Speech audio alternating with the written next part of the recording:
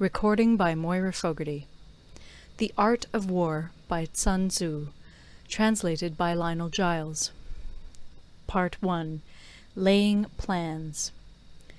Sun Tzu said, "The art of war is of vital importance to the state.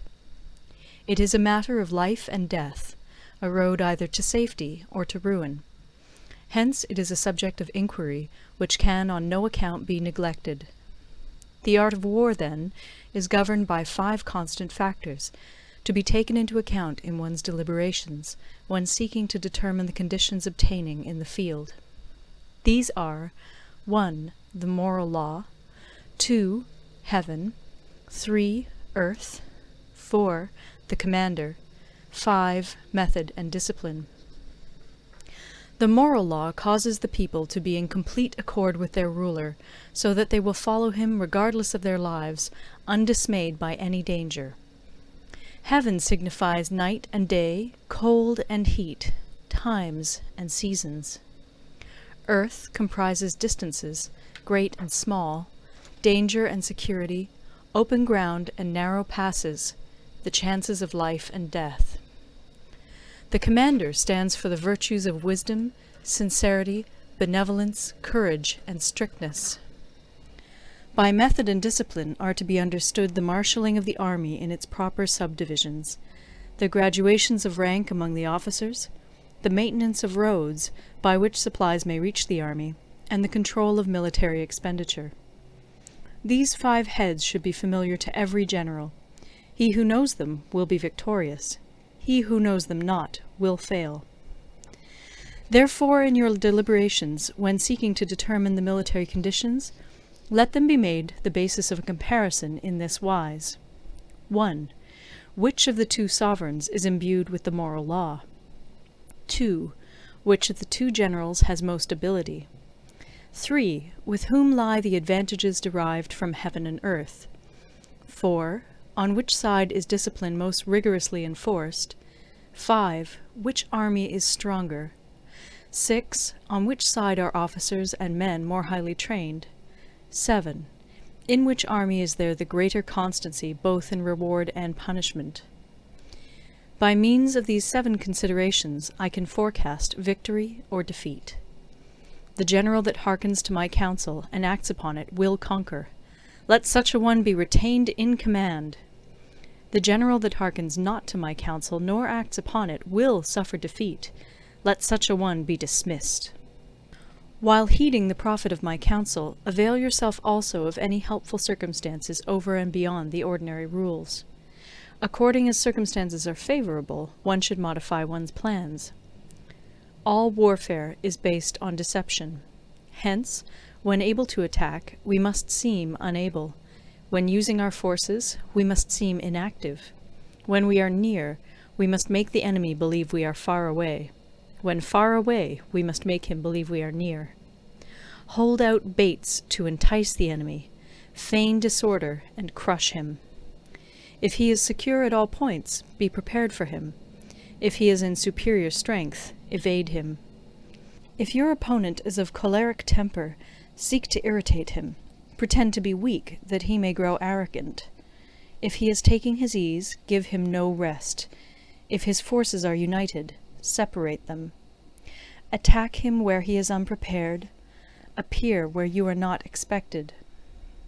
These military devices, leading to victory, must not be divulged beforehand. Now the general who wins a battle makes many calculations in his temple ere the battle is fought. The general who loses a battle makes but few calculations beforehand. Thus do many calculations lead to victory, and few calculations to defeat. How much more no calculation at all? It is by attention to this point that I can foresee who is likely to win or lose. End of Part 1. Part 2. Waging War.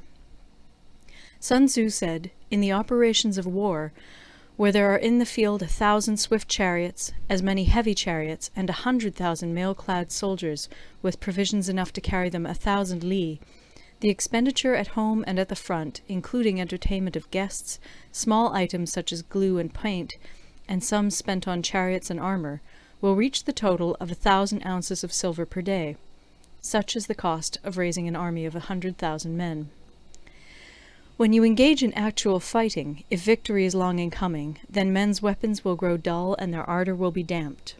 If you lay siege to a town, you will exhaust your strength. Again, if the campaign is protracted, the resources of the state will not be equal to the strain. Now, when your weapons are dulled, your ardour damped, your strength exhausted, and your treasure spent, other chieftains will spring up to take advantage of your extremity. Then no man, however wise, will be able to avert the consequences that must ensue. Thus, though we have heard of stupid haste in war, cleverness has never been seen associated with long delays. There is no instance of a country having benefited from prolonged warfare.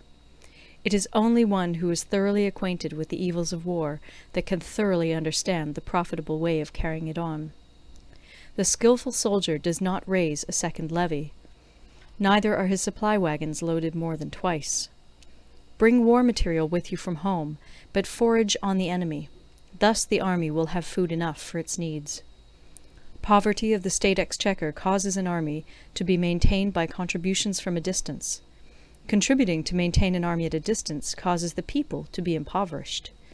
On the other hand, the proximity of an army causes prices to go up, and high prices cause the people's substance to be drained away. When their substance is drained away, the peasantry will be afflicted by heavy exactions.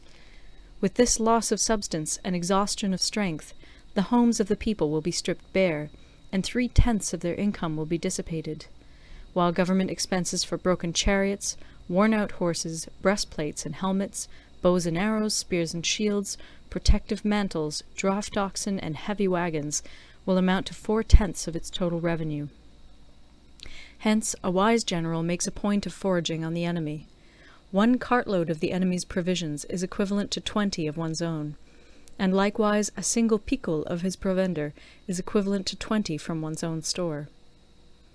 Now, in order to kill the enemy, our men must be roused to anger. That there may be advantage from defeating the enemy, they must have their rewards. Therefore, in chariot fighting, when 10 or more chariots have been taken, those should be rewarded who took the first.